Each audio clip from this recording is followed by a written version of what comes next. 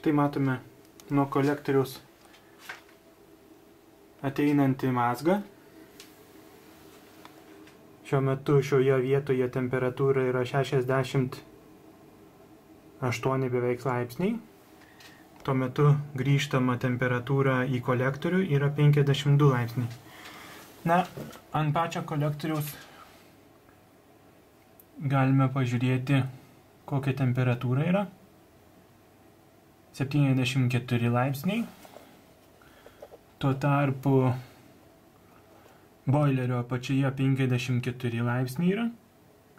Ir boilerio viršuje yra 59 laipsniai.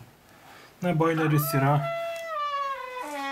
500 litrų boileris Dražice. Tačiau šiuo metu egzistuoja ir geresnių boilerių, na, pilnai nerūdijančio plieno boilerio, kuriuos aš siūlau. Tikrai nepralenkiamas yra Dražicės.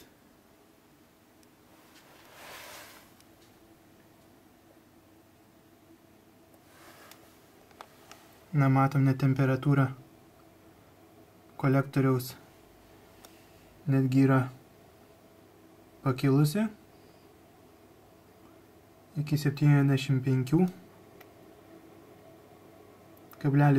Na, čia priklausomai, kadangi dabar yra debesuota diena, saulė šiek tiek išlenda, automatiškai temperatūra ženkliai šoka aukštyn.